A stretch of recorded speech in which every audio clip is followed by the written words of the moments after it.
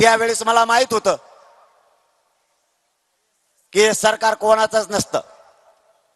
हे हरामखोर लोक फक्त स्वतःचेच खुर्चीचं बघतेत, दुसऱ्याच्या जातीचं यांना काय देणं घेणं नाही. सगळ्या सोयऱ्यांच्या अंमलबजावणीच्या बाबत काहीतरी बोलतीलच. मी तुम्हाला खात्रीनं सांगतो ती अंमलबजावणी उडणार नाही अशी माझा स्वतःचं म्हणणं आहे. त्याचं कारण असं आहे की जी अंमलबजावणी सगळ्या सोयऱ्यांची केली ती फक्त मराठ्यांसाठी नाहीये.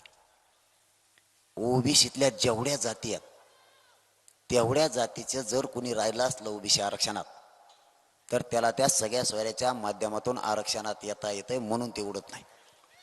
हे स्वतः न्यायाधीश म्हणले, कायद्याचे अभ्यासक म्हणले, घटनेचे अभ्यासक म्हणले त्यावेळेस, आणि आरक्षणाचे अभ्यासक सुद्धा म्हणले. तेव्हा झाला एक शब्द, बरं उडलं तर उडून दे.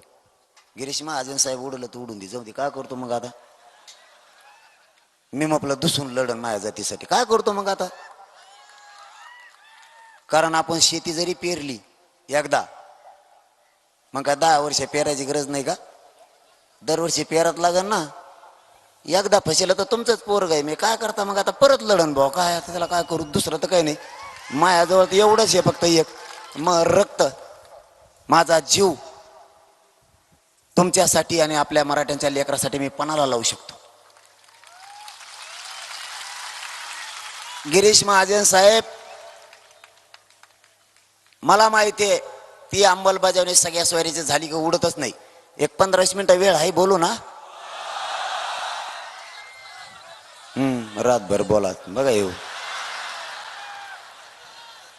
मला माहित होतं गिरीश महाजन साहेब तुम्ही डाव टाकणार,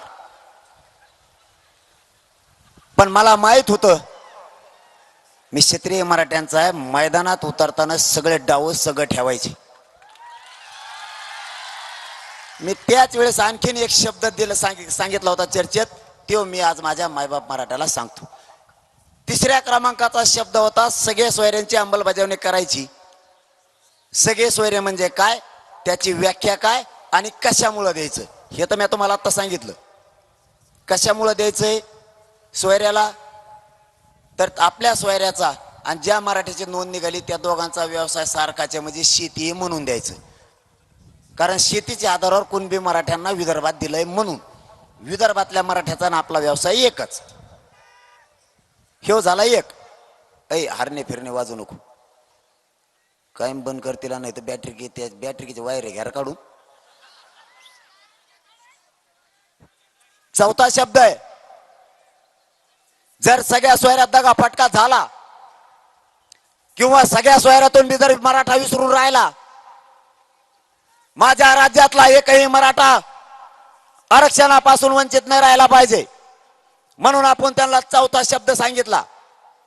चौथा शब्द मायबापांना असा आहे, ज्या मराठ्यांची नोंद सापडल त्या नोंदीच्या आधारावरच महाराष्ट्रातील जो मराठा मागेल, ज्या मराठ्यांची नोंद सापडली त्याच नोंदीच्या आधारावर राज्यांतर्गत येणाऱ्या मराठा मागेल त्या मराठ्याला त्याच नोंदीच्या आधारावर कुणबी प्रमाणपत्र द्यायचे.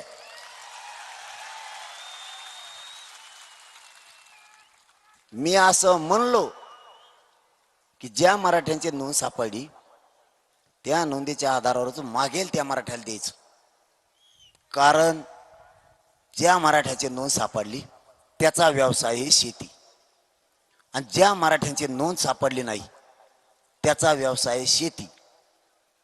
मग मराठा आणि कुणबी एकच आहे, म्हणून दोघांचा व्यवसाय एकच असल्यामुळं ज्या मराठ्यांची नोंद सापडली त्या नोंदीच्या आधारावर मागेल त्या, चौथा शब्द आहे, मागेल त्या मराठ्यांना त्याच नोंदीच्या आधारावर कुणबी प्रमाणपत्र द्यायचं.